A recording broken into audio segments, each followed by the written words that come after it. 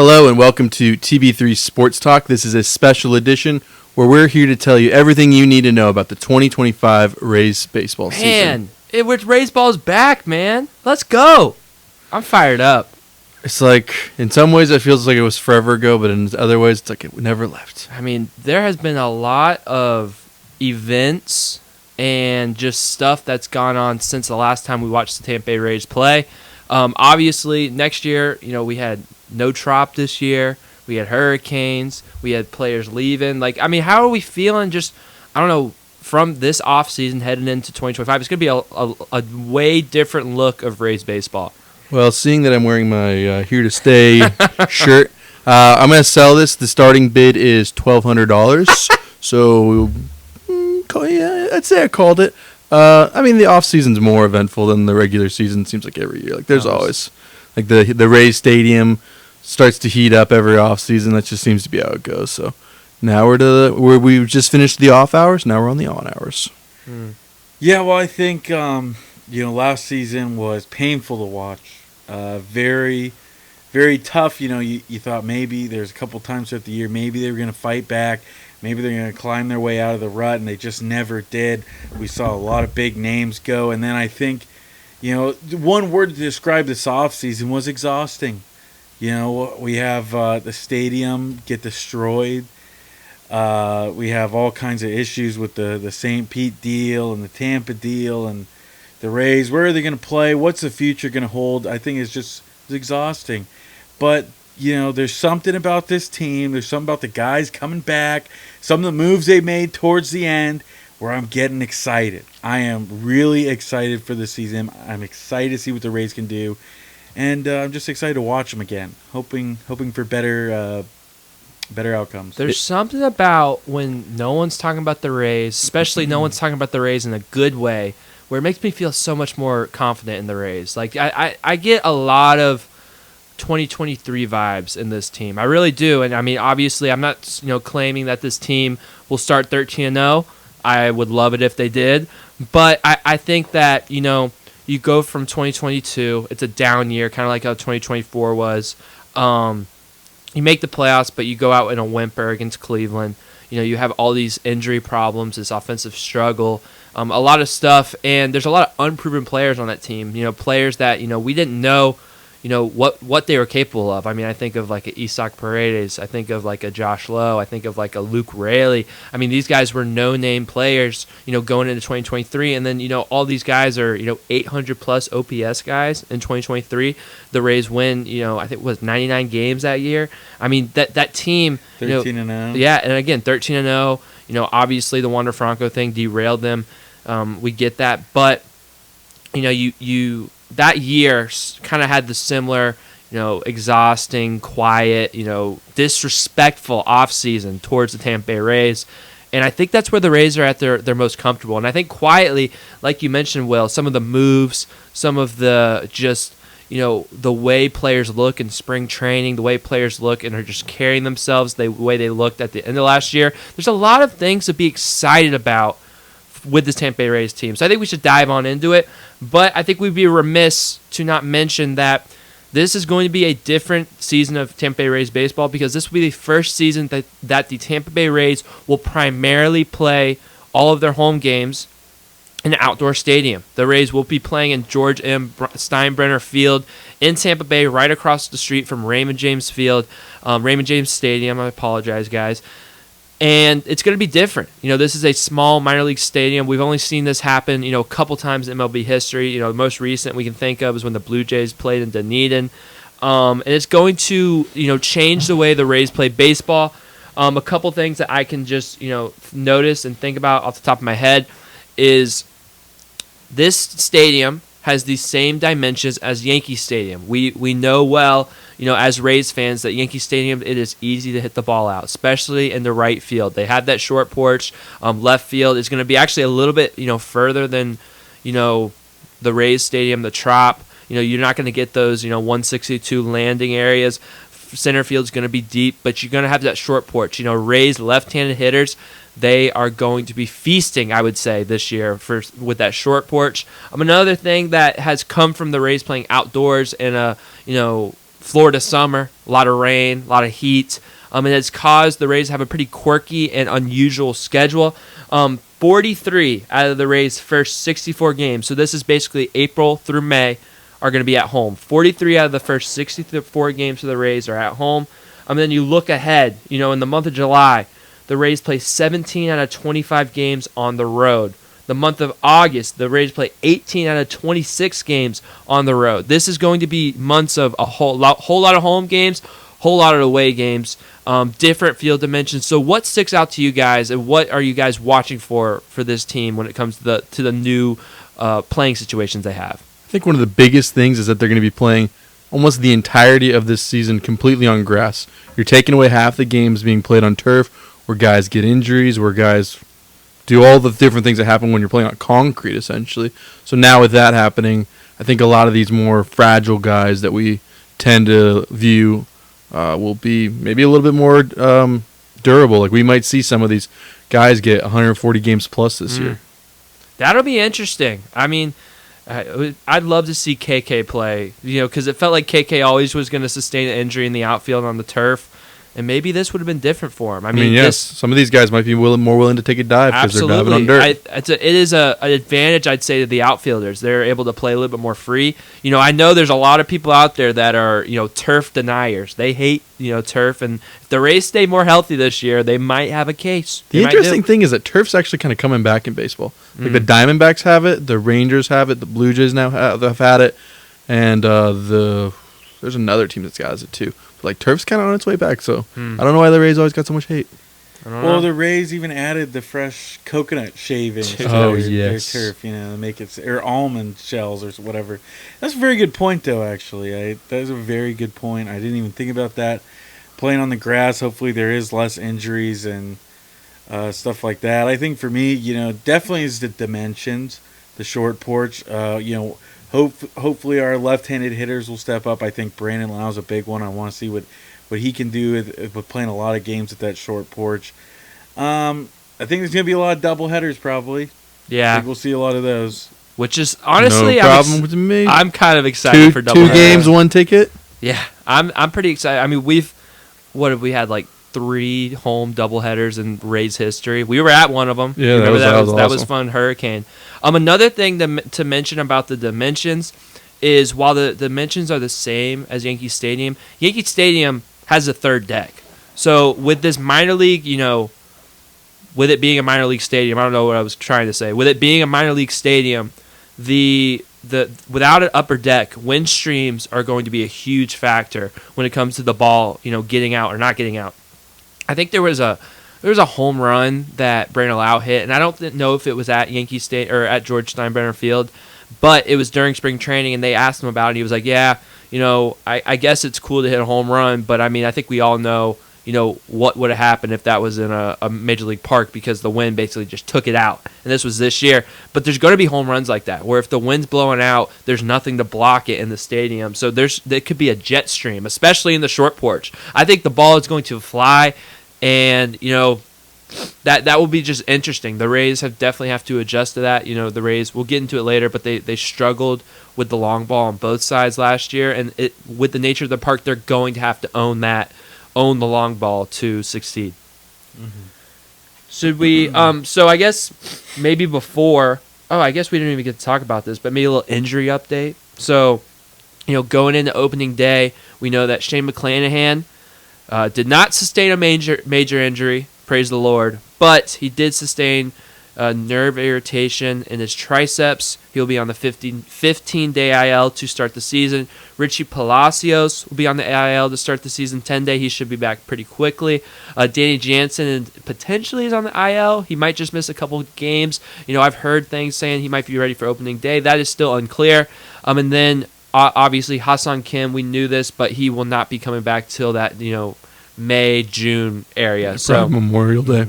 So all those injuries, anything that sticks out? Do we want to talk about Shane? I don't know. It's great news. Yeah.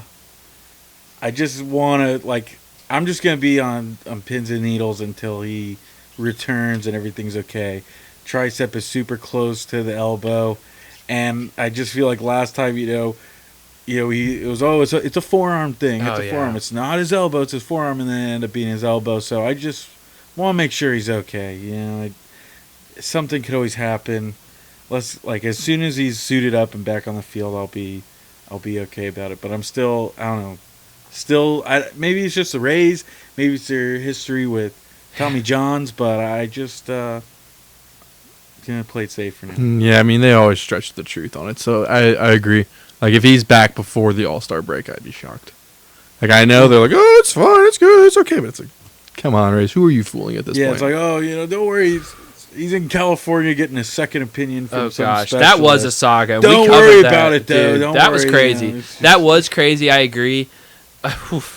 I really hope he only misses about a month, and that's what they make it seem like. Again, I agree. They stretch the truth. They definitely are always, when their statements are leading the fans to believe the best case, and the best case obviously does not always happen with injuries. I'm really hoping it's not till the All-Star break. That would be crazy. Don't worry, guys. Jeffrey Springs, he just had a little bit of tingling in his hand. Dude, There's you are nothing right. serious, guys. Dude, you're right. They were on some bull shark when it came to the 2023 pitchers, bro. Oh my goodness. Because they did the same thing with Yarborough too, right? Yeah, something like that. Like, he was like hurt like day 2, and it was like, oh, it's fine, never mind. Dude, that is crazy. I mean, again, He's just a little sore. His arm's a little sore. I was just really fine. I was just really happy to hear that it wasn't Tommy John. Obviously, like, the word triceps kept coming out. We were hoping that it actually was a triceps. I was hoping that the tricep wasn't torn. Obviously, he just got that elbow, fixed up by Mr. Tommy John. So I don't think I'm not a doctor, but from what I heard, it's unlikely that you'll get Tommy John that soon after you get it replaced. If that did happen, fire that doctor who did it for him, whatever. But yeah, it's good. Hopefully the Rays have dodged a bullet and he will be able to return around like when Ha-Seong Kim comes back, around Memorial Day. That would be Yeah. I'm hoping. The other guys, I think they are minor injuries. Richie, Jansen, we probably should see them in the month of April at least. Yeah, but getting called up to replace those guys, we got Hunter Biggie, the relief pitcher. I'm excited to see him, and then Cameron Meisner in the outfield. So Yeah. I like seeing those guys get some action. Yeah, I was kind of hoping they'd pull up Mangum instead of Misner, but I'm hoping for the best. Cameron Meisner had a tough stint in the bigs last year. I think the only hit he had was off Mason Miller, which was crazy, or at least his first hit was off Mason Miller, but he struggled. But yeah, I'm hoping for the best for him. But should we get into that specific lineup for the Tampa Bay Rays? Yeah, let's hear it. I want to hear these names because I'm just putting the pieces in my head. It's looking pretty good. Yeah, a lot better than what I think we were expecting. Yeah, there's some blessed subtractions on this lineup, so let's see it. Absolutely. So, starting around the diamond, your starting catcher will be Danny Jansen, hopefully, with backup being Ben Rortvedt. First baseman, Yandy Diaz. Second baseman, Brandon Lau. Third baseman, Junior Caminero. Shortstop at the moment is Taylor Walls. Might be Jose Caballero. Ha-Seong Kim, please come back soon. Taylor was on fire, man. He has been playing really good in spring training. He had an interview the other day where he was like, I don't know what it is, but during spring training I'm fine, and then I get in my head, and by the regular season I stink. I'm putting those words together from what he said, but that was essentially what it boiled down to. That's crazy. In left field, it's going to be Christopher Morel taking his talents from the infield to the outfield. I think that's going to be a good move for him. Center field will be Johnny DeLuca. Right field will be Josh Lowe. And DH will be Jonathan Aranda. On the bench, we have Jose Caballero, who we mentioned, super utility guy. Curtis Mead is an infielder. He will probably be your DH against left-handed pitchers. He will probably play on opening day because the Rays are playing Kyle Friedland. And then also you have Cameron Meisner, like Will mentioned, as also a depth outfielder piece. So I would assume that the Rays lineup will look something like a Yandy Diaz leading up off, Brandon Lau hitting second, Junior Caminero hitting third. Fourth would probably be Josh Lowe. Fifth would probably be like Danny Jansen, I think. You maybe get that DH spot. The Aranda Mead platoon at 6. 7 will probably be Morel. 8, Taylor Walls. And then 9, Johnny DeLuca, something like that. So I think that's where we're standing at. Mm-hmm. Yeah, I think it's pretty solid, and especially some of your numbers in spring training. I think Curtis Mead, man, if he can really put together what he was doing in spring training, I think it's just going to take this this lineup to a whole nother level. I think, having Brandon Lau, I think big season is incoming for him. And, just seeing some of these outfielders step up, I think that's the biggest thing too. Josh Lowe, got to have a better season. DeLuca, let's see it. And Christopher Morel. I actually have some confidence. I think Morel's going to have a bounce-back season. Really? Mm-hmm. Christopher Morel? Honestly, if we do a home run pick, I'm picking him. I'm picking That's not Christopher a terrible Morel for a home run. Because follow us on Instagram, but we're making some tweaks because I think we're gonna have different point values per player. So like if you pick an easy one, you get 1 point, but if you pick a more difficult one, you get 2 or 3 points. Calling it the point tier list or something like that. Alex Jackson, you just automatically. That's win, what it's like. Taylor Walls. Who's it gonna be this year? Taylor Walls. Yeah. I agree. I think Christopher Morel is in for a big bounce back year. Joel, who is one player you're looking at in this lineup that you kind of would like to highlight? I would love to see Johnny DeLuca kind of like a Sam Fold-esque year, like to where it's just like he's what's the word? Like he's just got like highlight hits. Like he's Clutch. Yeah, that word. Yeah, clutch. I agree. I think Johnny DeLuca. I think having him in that 9-hole spot is going to be really good for him. I think I talked about this maybe on Instagram or maybe another show, but Johnny DeLuca has a great contact rate. He does a great job putting the ball in play. So having him in that 9-hole spot where he's able to kind of set the table and flip it back around for Yandy Diaz, for Brandon Lau, for Junior Caminero, I think that will be a really good role for him. For me, I got a couple guys. I think this is the Jonathan Aranda year. I know we've been saying this for a long, long time, but Jonathan Aranda, man, this guy had a really, really good September last year. Look up the numbers, man. He did a really, really good job in September. When he was up, I think, I don't know if you guys agree, but when he was up last year, I thought his at-bats looked a lot more comfortable than they did in prior years, and he got hurt. The Rays, for some reason, had him in AAA for a long time. I kind of don't really see why he was in AAA for so long with the hitting output of the 2024 team. But I do think he's going to be able to start. He's going to be able to get at bats, at least 3 or 4 times a week. And I think he's going to be able to do some damage. He's going to have the short porch. He changed that stance. He's been able to hit velocity better. I am really big on Jonathan Aranda this year. And, yeah, I don't know how you guys feel about that. I mean, at this point, it's really a show me. Yeah. Prove it. Prove I you agree. can do it. Or else we're going to see Eloy Jimenez real quick. Yeah, I agree. Again, that right-handed DH spot, is not going to be, taken up by Curtis Mead. I think it's interesting. If you were to ask me, going into spring training who I thought would make the roster and be that right-handed DH, I would have told you Eloy Jimenez. I really would have. And I don't think Eloy Jimenez had a terrible spring, but, we all know Curtis Mead was hitting, over 500 at the end of spring training. He had a great, great spring. And do we think he's going to be able to translate that into real baseball games? It's hard for some of these young guys. Takes a while. That is true, but this is, he came up in 2023. He had a lot of at bats last year. Will this year finally be his come to baseball moment or no?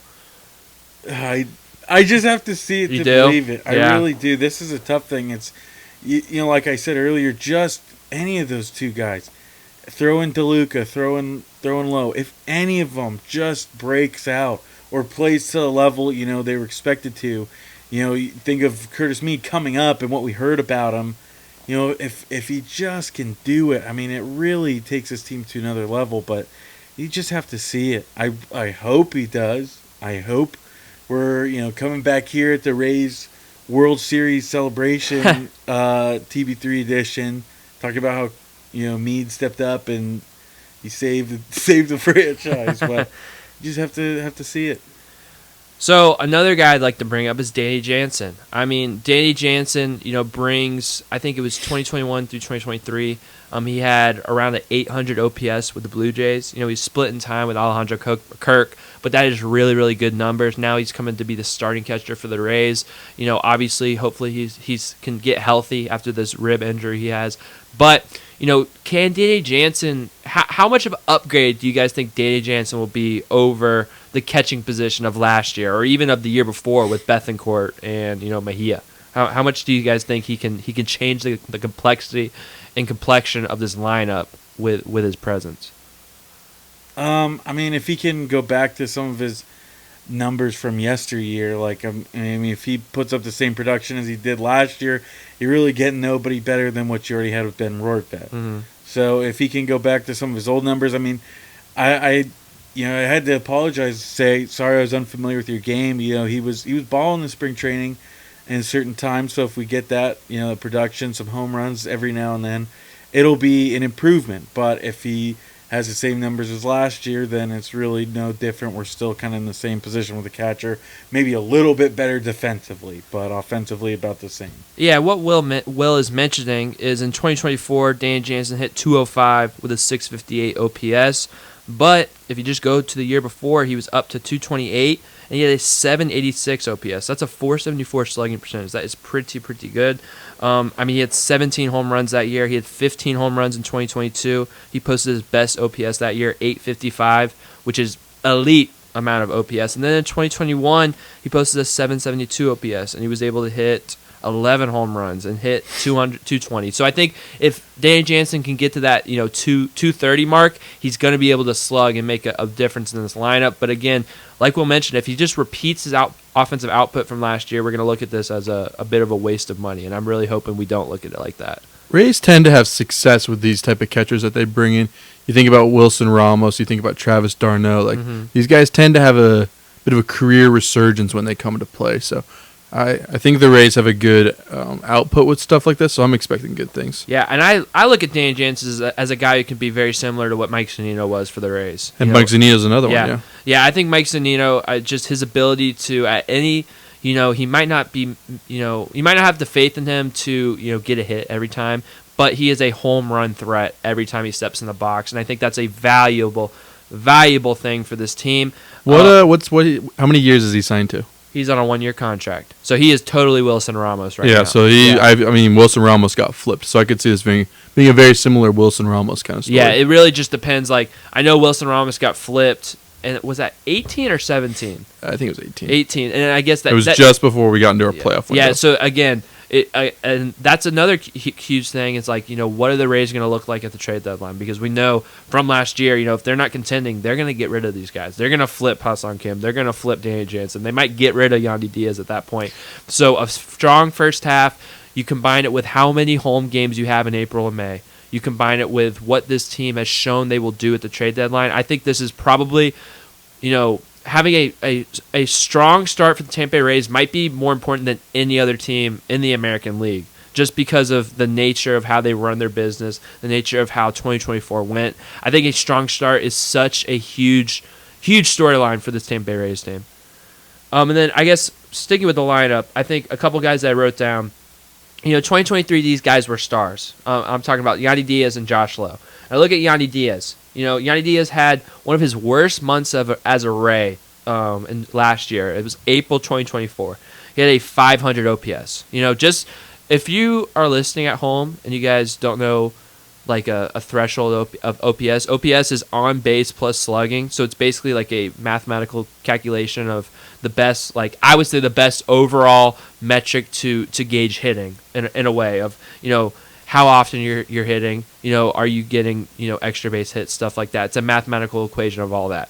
A good average OPS is about 700. A great OPS is about 800. Yandy Diaz in the month of April was at a 500 OPS. Very well below average. But then once you look at Yandy Diaz after the All-Star break last year, and that's a pretty big sample size. That's a couple months. He hit 297 and he had an 817 OPS. So this guy bounced back in a big way. Had a slow start, but he ended up having a really, really solid season at the end of the day. And then you look at Josh Lowe. Last year, Josh Lowe had a 693 OPS. That is much below average. And you compare it to, 2023, Josh Lowe had a 835 OPS. That is over 100-point differences in OPS. I at least hope to see Josh Lowe somewhere in between those two numbers. If we can get a 70, 750, 760 OPS for Josh Lowe, that will be huge. That will be a healthy contributor as a bat. And you look at Josh Lowe in spring training, he's hitting above 400. So this is a good start for him. It's been very quiet, but I'm excited to see what these guys do bouncing back. And Josh Lowe, wasn't he banged up to start last year? So again, I think Josh Lowe will be like the most improved player on this team. So, do we want to move to pitching? Of course. So, your opening day, Rays rotation will look as following. Ryan Pepio, congrats to the man. He will be your opening day starter. Shane McClanahan went down. We already talked about this. So Ryan Pepio will be opening day starter. Oh shoot. Hold up. And then the rotation will be Taj Bradley, Zach Littell, Shane Baz, Drew Rasmussen. And I could probably tell you, if I just look in a second, what the order is. Because come on now. Sorry, chat. Okay, It's just, I mean, I don't want to be negative to start it out, but it sounds like a lot of 3s and 4s. 4s? Okay. Yeah. Friday would be Ryan Pepio. Saturday would be Zach Littell. Sunday would be Taj Bradley. Drew Rasmussen would be Monday. Shane Baz would be Tuesday. I would disagree. Sounds like a lot of 2s and 3s to me. I think we'll meet in the middle. We'll go with a lot of 3s. 3s is solid, but I mean, I think we've seen Drew Rasmussen as a 2 on our staff before. I think Shane Baz has ace to 2 level stuff, and I think Ryan Pepio, the opening day starter, he showed us flashes of. He's gonna be a star. He showed us flashes of brilliance, and I think he has ace level stuff. Oh yeah. And then whatever the heck got into Taj Bradley during July last year, that's the best pitcher of all time. So if we get a year of that, it won't happen again. But if we get some of that, but I mean, Joel kind of just mentioned it, but what's your guys' overall thoughts on this rotation? Are you guys skeptical that they can have success without McClanahan? Stuff like that. Oh, yeah, I think they'll definitely have success without McClanahan. I was just thinking about it the other day. When you're blessed with having a lot of talent, because I do disagree, Joel, I think that you got plenty of guys on there, especially, you got a solid guy in Littell. He's going to be consistent. Mm-hmm. He's going to put up great numbers. I think Baz is poised to have a great year this year. Pepio's going to have a great year this year. Taj, a little iffy on. And then Rasmussen, he might struggle to start, but I think he'll get back into a good spring training. Yeah, what we've seen in the past couple years with him. But I just think, when you're blessed having a lot of guys, I just wish you'd still hold on to them as the Rays when you've had pitcher injuries. And I just think, McClanahan goes down. Why did we get rid of Jeffrey Springs? I wish we would have kept him, man. I just wish we could have kept him for scenarios like this. But I think the Rays will definitely be fine, but they got to stay healthy. You know why they got to. If we ever get into trouble, you know who we have? Mr. Curtis Meade himself, Tyler Alexander. I was going to say, where's Erasmo Ramirez these days? Get that guy back. Erasmo. He's going to pitch till he's 80, guaranteed. Yeah, I love your point on Shane Baz because I think Shane Baz had maybe my favorite season of any 2024 Ray last year. He was able to pitch 79 in a third inning. So he almost got to 80 innings pitched. He came back, I think it was July, so he pitched pretty consistently over the second half of the season, and he pitched to a 3.06 ERA. That is pretty good. He had a 1.06 whip, which is really good. That's only about a base runner per inning. That's really good for a starter. I was really, really impressed with Shane Baz, and I think he's kind of gone sneaking under the radar. He had a blow-up start in spring, but it's spring training. Who cares? I was really impressed with Shane Baz last year. I think his stuff got better and better as he pitched more and more. I thought he got a better feel. And then, this is a guy who he's been a prospect for so long. He's had so many injuries. He didn't have very many innings pitched in the actual major leagues. Yeah, well, I feel like everybody forgot about him because, in 2022, he was solid. He was putting up solid numbers. He gets hurt. He misses all of 2023, and people, I think, just forgot about him. But this is still a guy who, was a great prospect coming up, and I still think, the best is yet to come for him. Yeah, it's with guys like these, you always got to hold your breath, but, if it works out, it'll be amazing. I've seen a lot of guys like him come before where he was hyped up, but the injuries plagued him. He spent so much time in the minor league that his career just never worked out. But, man, I'm hoping this one works out because that's the thing. There's been so many pitchers throughout the years where it's like, this is it. Cy Young is in the building. And then another injury gets piled onto him and you forget about him. So I'm hoping it doesn't happen. The one that comes to my mind is Brent Honeywell. You remember that guy? He's a World Series champion with the Dodgers. It's like, man, he was supposed to be like the second coming of Jesus. Dude, they did gas him up for a long time. So I'm hoping this isn't what we do with Baz, and I'm hoping that this is it for his injuries. Like, this is his season. All right. I'm just looking at Taj Bradley right now. So I just want to do our ERA splits, right? Month of May. Pretty good. 3.13 ERA, all right? Month of June. I'm bringing this over here. I can't. My eyes don't work. Month of June. A little worse, but still solid. 3.62 ERA. And there's 20 innings pitched, 30 innings pitched. All right. Month of July. This was the month. A 1.45 ERA. 31 innings pitched. A 0.81 whip. All right. Okay, July is pretty good. Month of August. A 10.41 ERA. And then he goes back down to September. A 3.18 ERA. So he had one extraordinary month, one terrible month, and the rest were kind of solid. So I think Taj Bradley, I think a lot of us got frustrated, including the people on the panel, including me, got frustrated when he kind of reverted back to his old ways in August of last month. But I think he had an overall really solid season, and I think he could have a good one coming up. Do you guys agree? Yeah. I think he definitely could, but it can't be inconsistent. Mm-hmm. Like, again, it can't be one good month, one bad month, one good one bad month. For sure. We definitely have to get consistency. Really interested to see, his pitch arsenal. Is he still is that splitter still gonna be an effective pitch for him? Is he gonna have to rely on that cutter? That cutter gets mashed. Is the fastball, has he worked on something new? Is he gonna sprinkle the curveball in a little bit more? That'll be interesting to see. I always love to see what Mr. Snyder Tech does with these pitchers. And my question to you guys is, if Shane McClanahan is able to pitch the majority of the season healthy, I think we all agree he's the ace, he's the best pitcher on the staff. Who do you guys think the number 2 starter will be for the majority of the season? Pepio or Littell? You got to give me one right now. Pepio. That's a good answer. But I hate doing that to Littell.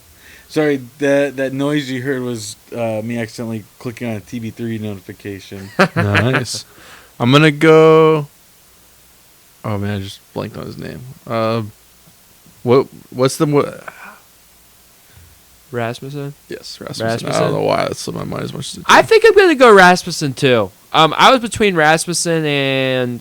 I really like Rasmussen, Pepio, and Boz. I could all see being the 2 starter. I really do. I'm high on this pitching staff. Because Drew Rasmussen's almost had a couple no-nos, right? Yeah. And he's when he's good for one. When he's good, he's good. He was that against Baltimore. We got on the Jumbotron that day, too. That's awesome. Times. And he's had a good spring training. I thought Drew Rasmussen was going to be the opening day starter, personally.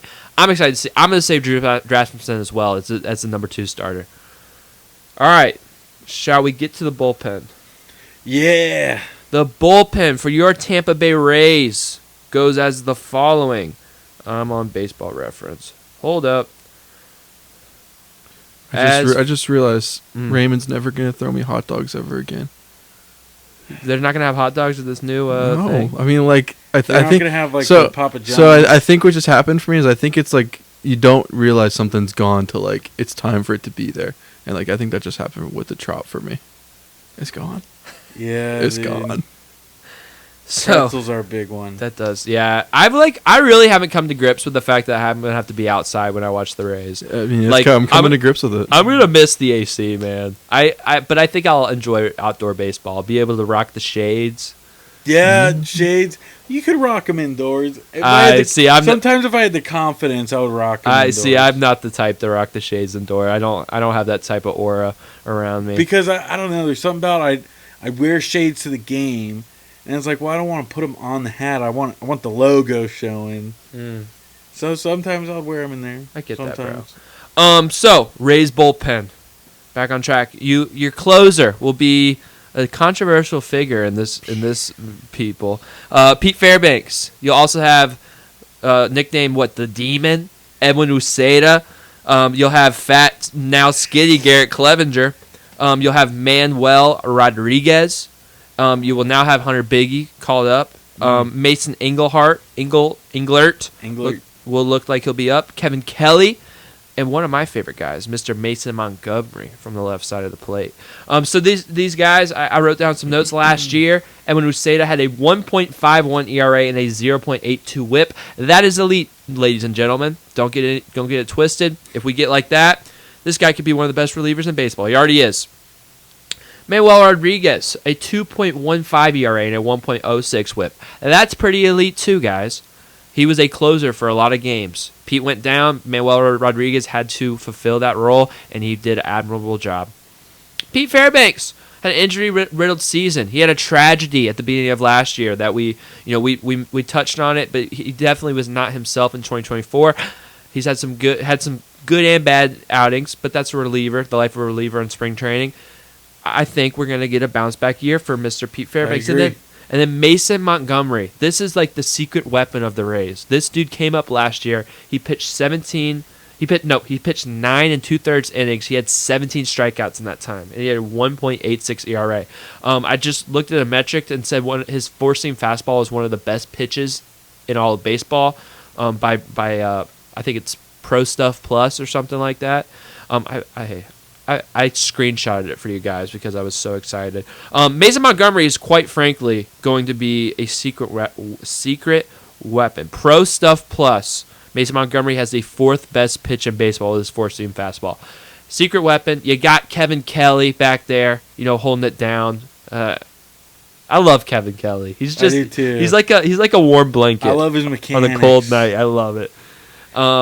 Garrett Clevenger. I mean, dude, we forget about Garrett Clevenger. I mean, he ended up with a 3.75 ERA. For months, he was closing, and he was dynamite. For months, I mean, we were talking about him as the best pitcher on the Rays. Like, seriously. Solid numbers, night in, night out. Absolutely. But I am worried about Skinny Cleve, man. Where's his power going to come from? I know. It's like these athletes, you get to a certain level, of success, and you got people in your ear telling you, you gotta eat healthy, you gotta go on some vegan diet or the TB12 diet, and then you lose your power. Like Samson.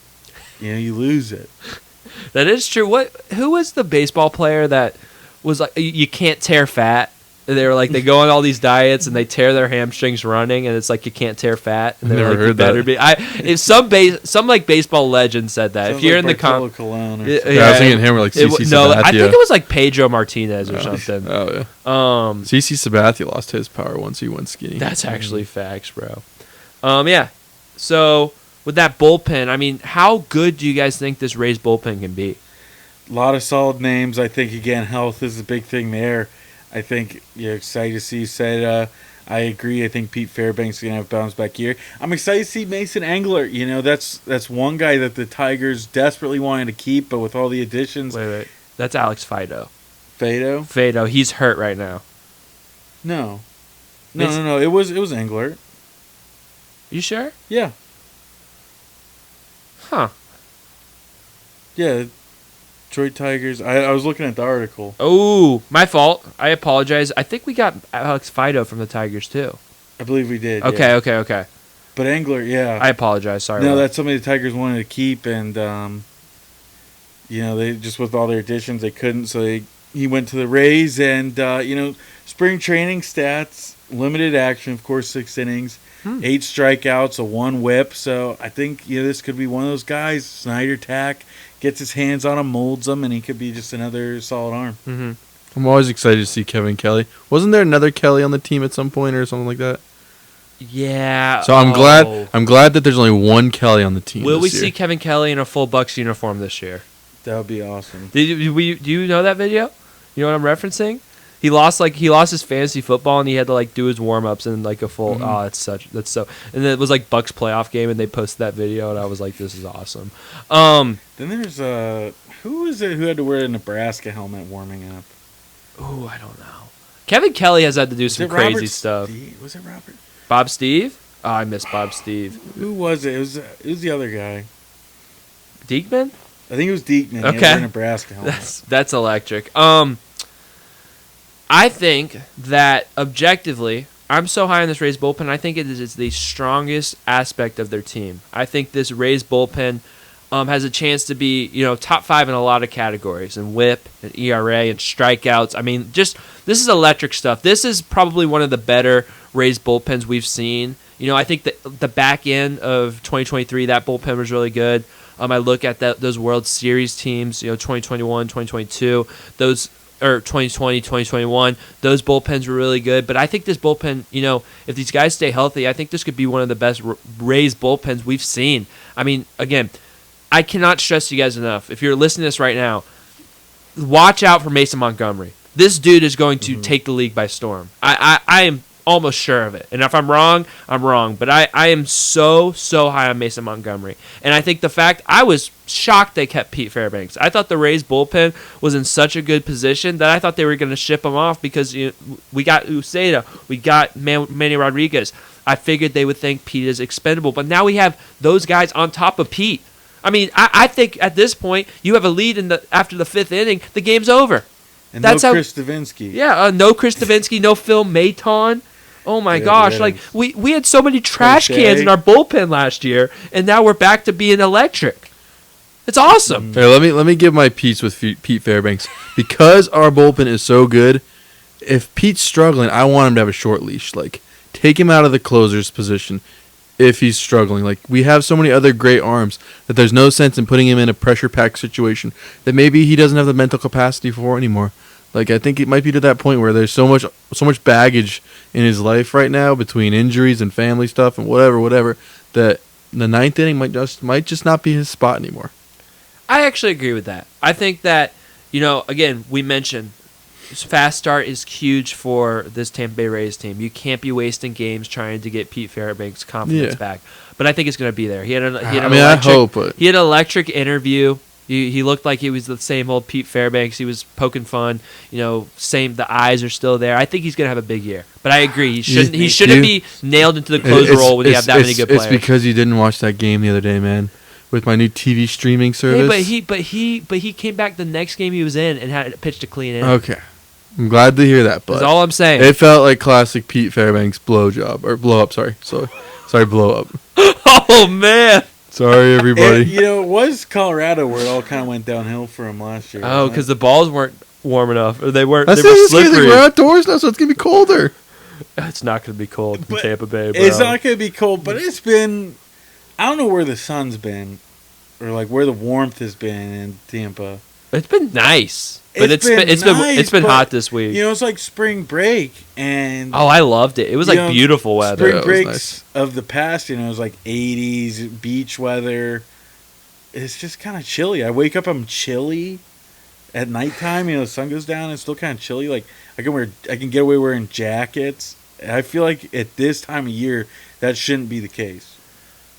Fair, but I've been soaking up the weather. It's been warm this week. I think we might be done with the cool weather. Nice. I don't know if it's been warm. Oof, you weren't out there in the sun today, bro. It was warm. Maybe it was hot today. Yeah. I was. I was inside all day. So, a couple things I think to keep in mind. So going into this year, obviously, I think. Okay, hold up. I think we maybe can talk about just like the landscape of baseball for a second, like the AL East specifically. Like, let's look at these other AL East teams. We have the Yankees losing Juan Soto crosstown to the Mets. Now we know that Garrett Cole, Giancarlo Stanton, they will likely not play. The injury bug has hit the Yankees hard. Again, that's some storylines for them. The Red Sox, I think, have gotten a lot better. They are the trendy pick in the AL right now. You get Alex Bregman, you get Garrett Crochet, you get Walker Buehler, Aroldis Chapman's over there now. Had some young promising players, got some prospects. They are the trendy pick in the AL East and in the AL in general. Say what? Jarren Duran. Yep. Love that guy. Orioles. I think the Orioles sneakily got way worse. I mean, they lose Corbin Burns. They lose Anthony Santander. I think they have some pitching injuries of their own. They're lacking an ace. I think their opening day starter is probably Zach Eflin. I'm going to look this up because I think it is Eflin. I think it's Eflin, too. It is.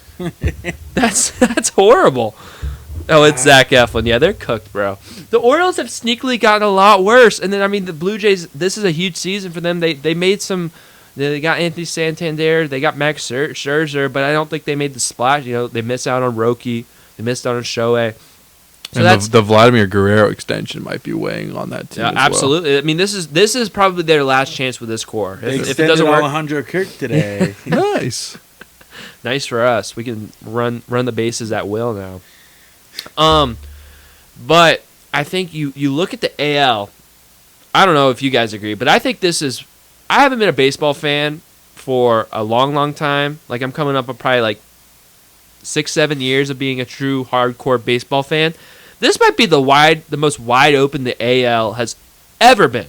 I mean, the AL, quite frankly, it stinks. The AL is not good. I think I could name you 5 NL teams that I would confidently put better than the best AL team. I don't even know if you could say the best AL team is definitively. I mean, the Yankees came out of last year. I think maybe the pick would be Red Sox or like the Tigers. But I mean, again, I could see the Rays having a better record than any team in the AL. I really could. I think this division, this league, it's all wide open. And I don't know do you guys agree with that? Yeah, I mean, I think the AL's wide open, but I still think we are in the toughest division. That's what makes it hard. If we're in the AL Central or, I mean, even the AL West. It's a whole different story. I don't even know. Like, I am not high on these AL East teams. Like, I do not think the Yankees are going to have a good year. I don't think the Orioles are going to have a good year. I think the Blue Jays are going to be lackluster. I mean, again, I don't know. I think it's definitely arguably the best division in the AL, but I don't think it's the AL East gauntlet of years past. I mean, I still think the Yankees are still going to be good. I don't That's know, still man. a playoff team. I know you lose Garrett Cole and I don't know if that's a playoff Stanton, team. I don't think losing those two guys really hurts them that much. Really? I'm not high on the Red Sox because I think they just got a lot. They lose Juan Soto? I mean, but I don't know. It's like how many home runs can Judge hit this year? Well, That's like, the question. I'd walk If he can hit 62 again, maybe. If I'm an opposing team, I'm walking there and Judge every single time. As they should. Why would you? You don't have Soto protecting him. You don't have Stanton behind him. You got Jazz Chisholm in there. Oh, whoa! I'm scared. You got 39-year-old Paul Goldschmidt. They got Cody Bellinger, man. Come on. I mean, I say that kiddingly, but maybe he enjoys the short porch. Prospect they like too. Well, Jason Dominguez, that guy's been a prospect for 10 years. I know. I'm a bit of a hater, but I don't know. I still think they're going to be good. They're going to be tough. I think the Red Sox, on the other hand, I think they're overhyped because I think you brought in a bunch of old, aging talent. Is Bregman going to put up numbers? I don't think so. Chapman, I mean, he can still throw decent, but I don't know if that's going to save you. And who else? Walker Buehler. That sounds like a walking injury right there. Crochet. That's really just for the Rays. I mean, he's solid, but I feel like people are all over Crochet. They think he's going to be Cy Young. I think the reason why people are afraid of the Red Sox and they're putting him so highly right now is because this is kind of the Red Sox mojo or whatever. That's what they do. You build up your system, maybe 2/3, then you supplement the rest, and you get a ring. So. Maybe that guy. I might put if I was a betting man, I might put $1 or $2 on the Red Sox winning the World Series. Yeah, it's not, or at least representing the AL in the World Series. Yeah, definitely an AL representation. And I just think don't sleep on the Orioles. I really wouldn't. They trash, bro. I think really the Orioles. They got all the talent. They still do. I'm not, and they could just load up at the trade deadline for some better pitching. We'll see. We shall see. So I mean, I think we did this in a post, but how would you guys predict the AL East standings to go? I think I remember. I think I have Red Sox number 1, Rays number 2, Orioles number 3, Yankees number 4, and Blue Jays number 5. I had Orioles, Yankees, Rays, Red Sox, Blue Jays. I had Red Sox, Orioles, Rays, Yankees, Blue Jays. Yeah, so that's how we feel about the AL East. I don't know. I wrote a couple storylines for the Rays down. We've already talked about. I think it also is important. I mentioned this before the show, but just to look back at the Rays 2024 opening day pitching rotation, it was Zach Eflin, Aaron Savali, Zach Littell, Tyler Alexander, and Ryan Pepiot. So I think we're gonna get a lot of improvement from this Rays starting rotation. Is all I'm gonna say. I don't know, man. Tyler Alexander. He balled out for sure. That one game. We thought he could throw a perfect game. That was game in like Toronto, man. That was like a spiritual experience on Apple TV. It was. Dude, he was dealing, and he had a couple other good starts. No, for sure. He had. There was like a couple weeks where I was like, "Is this guy good?" Actually, he was one of those Rays where it's like you gave it your all. For sure. You gave it your all. I'd like to see him at some point this year. I think he's still in our system. I can't remember.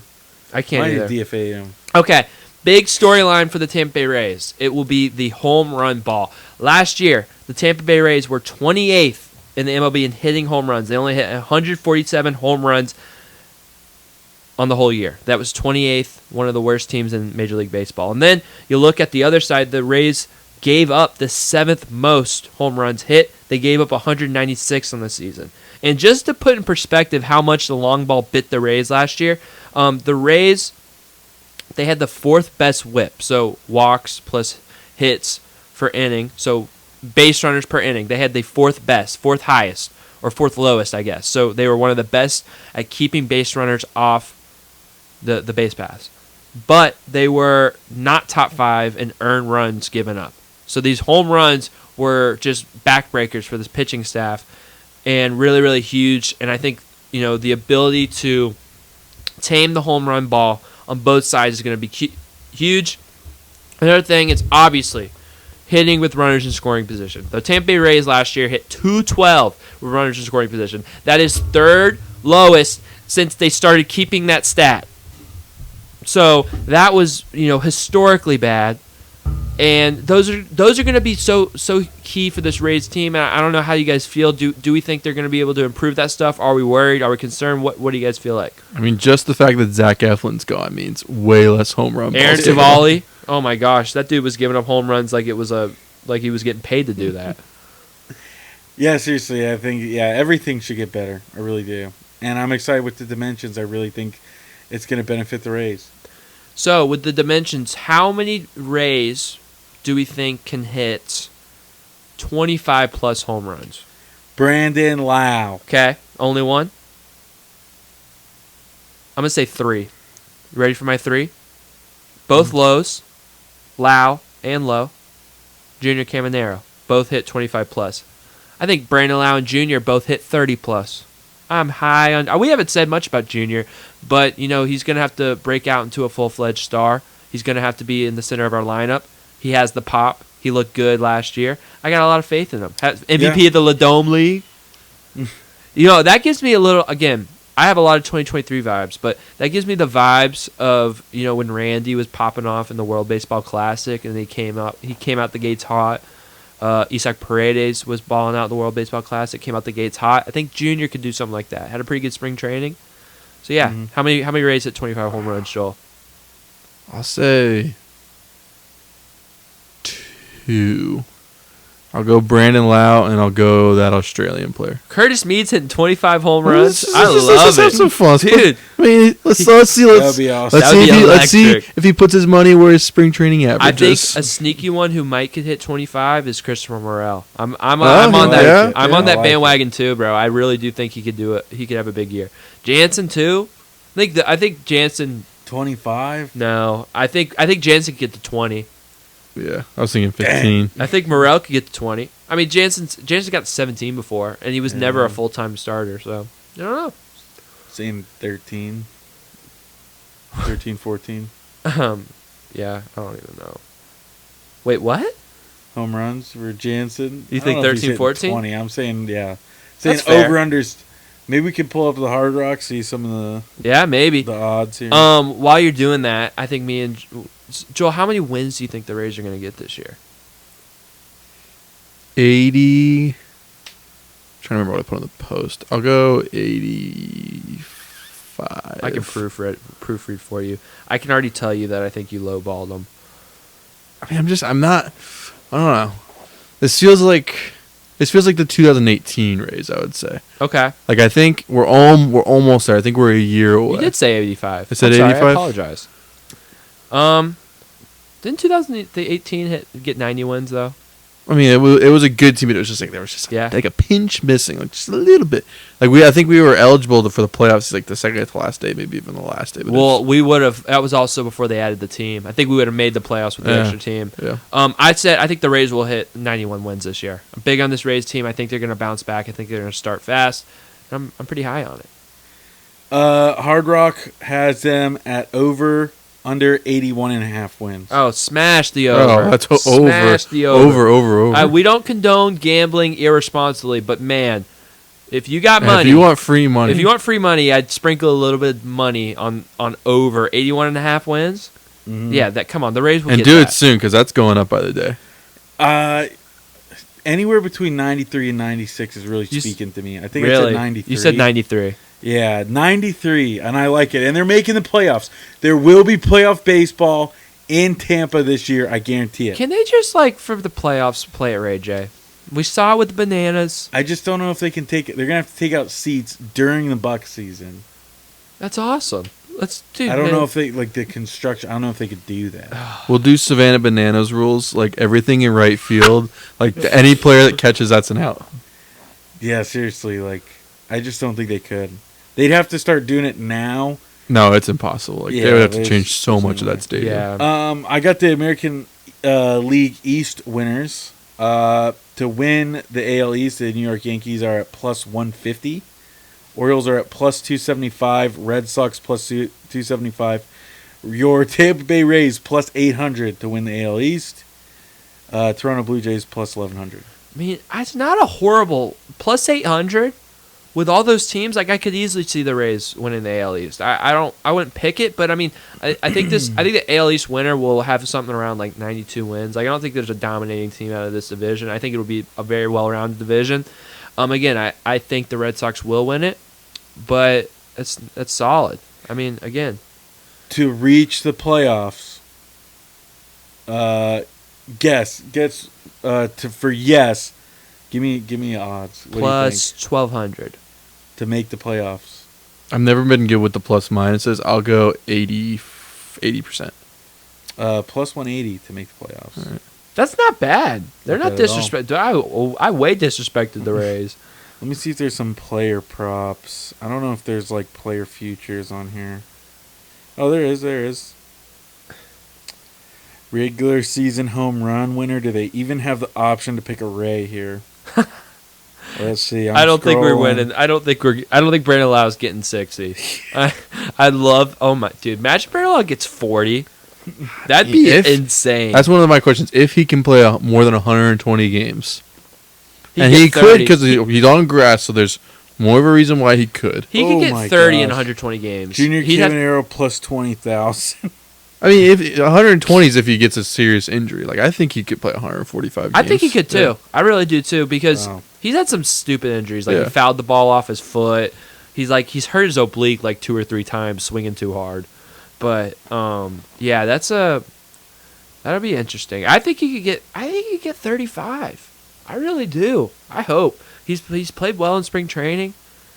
I don't know. That might be worth $1. You bet $1 for Junior Caminero to lead the league in home runs. That's $200. Yeah, payout. He might just be donating $1, but I mean, but it's $1. It's $1. It's $1. I'm trying to see. They don't have a whole lot of stuff. I'm looking at Cy Young right now. Looking for Shane McClanahan. Looking for a Ray. I don't see one. Oh wait, sorry. Hey, how much? Hey, I bet wonder what the odds for Mason Montgomery for reliever of the year is. Sprinkle $1 and win big. Shane McClanahan plus 4,000 to win Cy Young. Hey. Zach Eflin plus 7,500. Same odds as Taj Bradley to win the Cy Young. And that's the Orioles ace, and they're gonna tell me that they're better than the Rays. All right, bro. All right. Reliever of the year. Let's see. Is there any Ray? There's got to be a Ray on here. Fairbanks will be up there. Pete Fairbanks plus 1,750. Yeah. Okay. It's hard when the Cleveland Guardians have a save situation every single game, and you have Emmanuel Clase. Oh, yeah, he's going to rack up 60. Yeah, he does. Because the Central's gotten a little bit better, so the games are just going to be 4-2 every night. That's just how AL Central games go. Is that it? Let me pose this question. Yes. Will the Rays be in Tropicana Field in 2026? Yes, I do think. I think they'll build it because I don't think there's any other immediate solutions that would make them not in Tropicana Field. So I think they're just going to spend the money, and the new ownership group will kind of eat it and try to find a new stadium. Will? I don't really have an answer yet. So there's not much news out right now, but they're saying that there is something brewing of St. Pete's, or the Rays suing the city of St. Pete. How would they do that? I don't know. Did you see too that they proposed to have the Rays play there till 2038 in the Trop? Yeah, I'd be down. I'd be down, be but opposed, that is like mocking St. Pete if you're the Rays. Like that's such a disrespectful thing to propose. If you just popped out some of that concrete and had some windows in there, it wouldn't be bad at all. Yeah, so what they're I love the Trop. What's happening is they're You somehow just made the Trop the same it was before. It wouldn't be bad at all. with this lawsuit. Somehow they're involving the Phillies because of the Clearwater stuff. Oh gosh, dude. So I mean, The Phillies ain't do nothing wrong, man. So what's going on with the Phillies is they want to make a entertainment district where the Canes is, and like for some reason that's involved in all this. So I don't know. That's kind of the on that on Coachman. So yeah, the Canes and the Buffalo Wild Wings will tear that all down. Well, and Buffalo Wild Wings. it'll be a sports Canes district. is gonna be gone. I think so. Well, I don't think. What about the Sam's Club? Wait. Yeah. Which So street is okay, it? Drew so or, look at 16? for the sake of not being able to. So you got the Threshers Stadium, and then you have Canes here. No. Well, Canes is like a street over. Canes is on Gulf to Bay. No, I'm talking 10 strikeout Canes. Oh. You guys and your chicken tenders. Come on, we're talking base. We're talking with a Rays segment, man. Yeah. Forget that, Canes. I want my Tijuana Flats. Okay, I got you. I'm here. That's crazy. We're both, our big back self. We're both thinking about chicken tenders, bro. Yeah. Oh man. Well, thank you for listening to. I think that's it. Will they have 10 strikeout Canes at the new stadium? They better. They better. I riot. I mean, no. They seriously like that is a tradition like no other. They better. Yeah, Stinger Dogs. They coming back? Oof. I don't know. I feel like they're gonna. I don't know. I really don't know. We got to get to a game. Anyways, the Rays never play in Tropicana Field again. Wow. So that's why they're gonna be in Steinbrenner for like 3-4 years. They might do something with the Threshers. Like I don't know, the Threshers name is involved in the Rays right now, so like they might do some Threshers stuff too. Spectrum Field, that would be sick. I mean, it'd be great for me. It's like very close. Sick. Yeah, that'd be awesome. It's Baker Field now, huh? Oh my gosh, dude! Like I think from the looks of it, I think the Rays are about to burn their bridge with St. Pete. So I bring all that up to say, go to Ybor. Hey, let's enjoy this outdoor baseball. I think we're getting some more of it. All right. So yeah, that's 2025. This was everything you needed to know, and even a little bit more than about the 2025 Tampa Bay Rays. Comment down below your season predictions for the Rays. What will the Rays' record be in 2025? Who will win the AL East? All that good stuff. You know, if you're on YouTube, hit the subscribe button, hit the like button. If you're on Spotify, hit the follow, hit the 5 stars. If you are interested in more of our content, we post on social media. So go follow us on Instagram at TB3 Sports Talk and X at TB3 Sports Talk. We're posting a bunch of content. Yeah. Thank you guys for watching. You know, go Rays. We're looking for another great year of covering the Rays at TB3. We appreciate all you guys for tuning in, and we can't wait to bring you guys even more content. And we can't wait for you guys to all have beautiful and blessed nights.